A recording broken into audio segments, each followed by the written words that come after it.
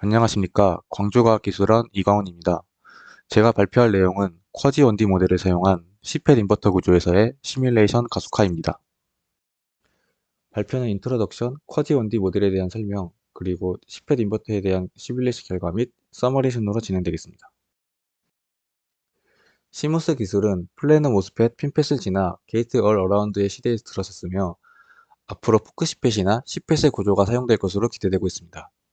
시펫 구조의 경우 N 모스펫과 P 모스펫을 위아래로 배치한 복잡한 소자 구조를 가지게 되는데, 이렇게 CMOS 기술이 발전함에 따라서 소자 구조의 복잡성은 증가하고 있습니다. 또한 이에 따른 R&D에 필요한 금액 또한 기하급수적으로 증가를 하고 있습니다. 따라서 R&D 과정에서 생기는 시행착오를 줄이기 위해서 티켓 시뮬레이션의 중요성은 더욱더 커질 수밖에 없습니다. 하지만 소자 구조가 복잡해지고 티켓의 연산량 또한 같이 증가를 하고 있기에 시뮬레이션에서 필요한 시간 또한 점점 더 증가를 하고 있는 상황입니다. 이에 따라 티켓 시뮬레이션 시간을 단축시키려는 노력은 계속해서 필요합니다. 티켓에서 반도체 소자 시뮬레이션은 물리 방정식들을 풀어서 반도체 소자 내의 전자와 홀의 움직임을 예측하고 전기적인 특성을 계산하는 일입니다. 저희는 이 반도체 소자 시뮬레이션의 가속화를 하는 데 연구를 진행하였습니다. 반도체 소자 시뮬레이션은 보통 드리프트 디퓨전 모델을 푸는 일을 말합니다. 이 DD 모델은 다음 세 개의 방정식으로 구성이 되는데, 포화성 방정식과 전자와 홀에 관한 연속 방정식으로 구성이 되며, 이 세 개의 방정식들은 서로 결합된 비상향 방정식의 꼴을 가지고 있습니다. 따라서 이 결합된 방정식들을 풀기 위해서는 뉴턴 랩슨 메소드를 통해서 수치 해석적으로 계산이 진행되어야 합니다.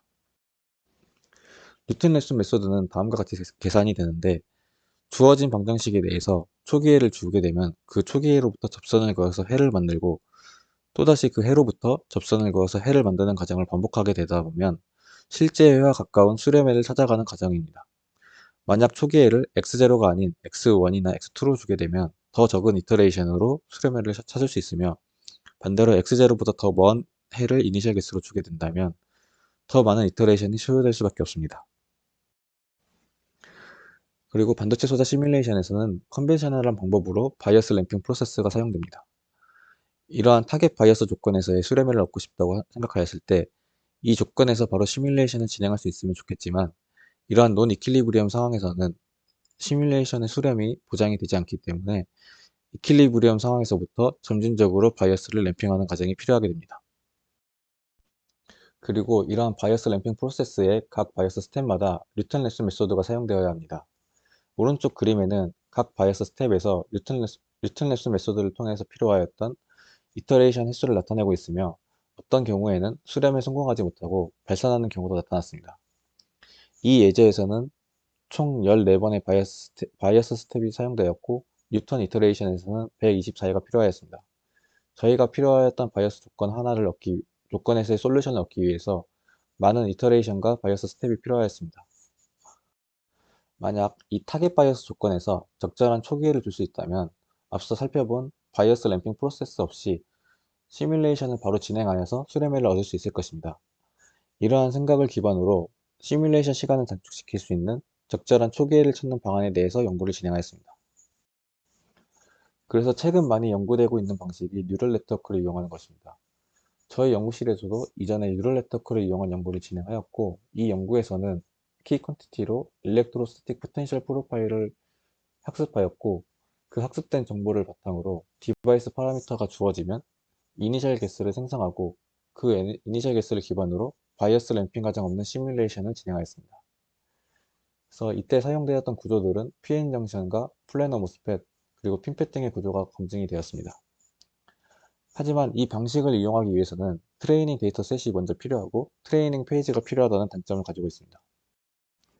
따라서 저희는 뉴럴 네트워크를 사용하는 것 대신에 저희가 제안하는 쿼지1D라는 모델을 사용해서 이니셜 개수를 생성하고 조금 더 실용적인 구조의 시펫 인버터에 대한 가속화를 보일 예정입니다. 또한 이번 쿼지1D 모델에는 퀀텀 컨파인먼트 이펙트를 반영하여서 조금 더 발전된 모델의 모습을 보여드리겠습니다. 쿼지1D 모델의 개념은 다음과 같습니다. 먼저 티켓 시뮬레이션에서는 이러한 나노신 모스펫을 시뮬레이션 하기 위해서 3000 엘리먼트를 가지는 구조를 생성하고, 3차원에 대한 포화성 방정식과 연속 방정식을 풀게 됩니다. 쿼지 1D 모델에서는 채널 방향을 따라 1차원 메쉬만을 생각하여서 컴팩트 차지 모델과 1차원 연속 방정식을 풀게 됩니다. 1차원 연속 방정식을 풀기 때문에 저희는 쿼지 1D 모델이라는 이름을 붙였고, 컴팩트 모델에서는 전화 모델을 적분하여서 드레인 전류에 대한 모델을 사용하게 됩니다. 쿼지 1D 모델은 컴팩트 모델보다는 정확도가 높겠지만 연산량이 증가하는 단점을 가지고 있으며, 반대로 티켓보다는 계산 속도가 빠르겠지만 정확도가 떨어질 것입니다.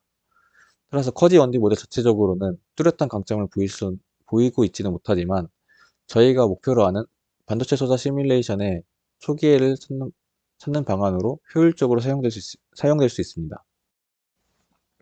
앞서 쿼지 1D 모델에는 컴팩트 차지 모델이 필요하다고 말씀드렸는데요.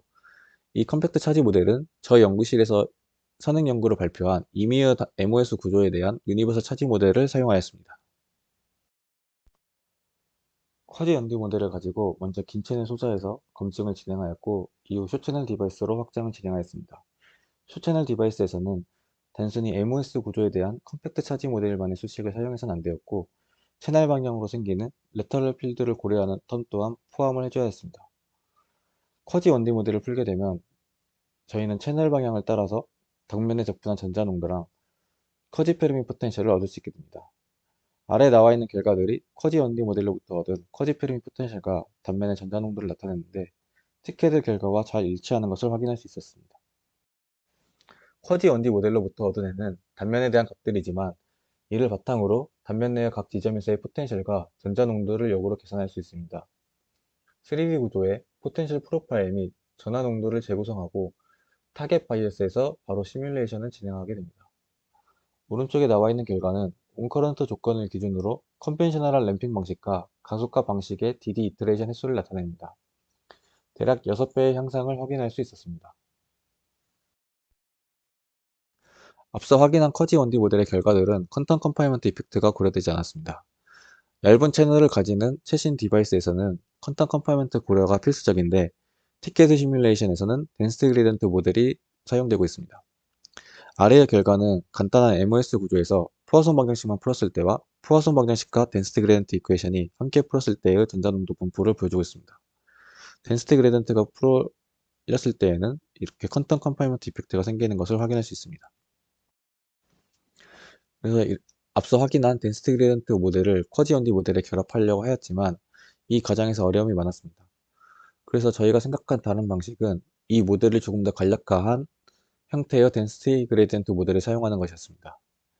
아래의 결과들은 이렇게 간략화된 덴시티 그레디언트 모델과 완전한 덴시티 그레디언트 모델 사이의 비교를 나타내는 그림으로써, 덴시티 그레디언트 모델에서 사용되는 감마 파라미터를 조정함으로써 두 모델 사이의 결과를 잘 맞출 수 있는 것을 확인하였습니다. 이렇게 확인한 간단한 덴시티 그레디언트 모델을 가지고 컴팩트 차지 모델을 다시 유도하게 됩니다. 실린드리컬 GAA MOS 구조에 대해서 시메트리한 특성을 이용하여 포화성 방정식과 결합된 다음의 수식을 유도할 수 있습니다. 이 수식 자체로 계산이 될 수 있는 건 아니고 포화성 방정식의 적분형 수식과 함께 계산이 되어야 합니다. 또한 실린드리컬 MOS 구조에 대해서 유도된 수식이지만 이전 연구에서의 경험들처럼 임의의 단면으로 확장된 수식으로 사용될 수 있습니다. 앞서 유도한 컴팩트 차지 모델을 가지고 다양한 GAA MOS 구조에서 게이트 전압에 따른 전하량의 비교 결과입니다. 단면의 모양과 에스펙트 레이시오에 관계없이 티켓의 결과와 잘 맞는 것을 확인할 수 있었습니다. 이후 이렇게 확인한 컴팩트 차지 모델을 가지고 다시 1차원 연속 방정식과 계산을 하여서 비평형 상태에서도 채널 방향을 따라서 적분한 전하 농도랑 쿼지 페리미 포텐셜을 잘 맞출 수 있었으며, 쿼지 1D 모델로부터 얻은 IV 커브도 티켓의 결과와 유사한 것을 확인할 수 있었습니다.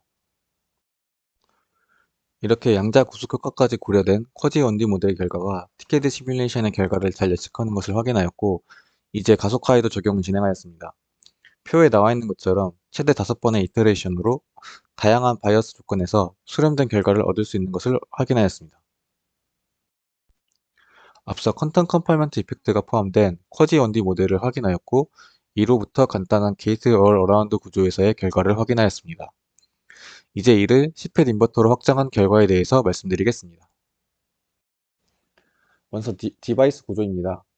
이번 연구에서는 프로세스 시뮬레이션을 얻은 이러한 완전한 CPAD 인버터에 대한 시뮬레이션을 진행하지는 못하였고, 이 구조를 본따 만든 6개의 채널을 가지는 간단한 CPAD 인버터에서 결과를 확인하였습니다.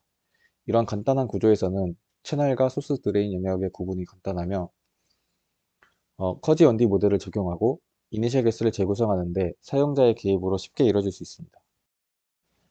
그래서 이 CPAD 인버터 구조에서 채널 영역에 대해서는 커지 원디 모델을 적용하고 소스와 드레인 영역에 대해서는 저항 성분을 생각하여서 전체적인 커지 원디 모델의 계산이 진행됩니다.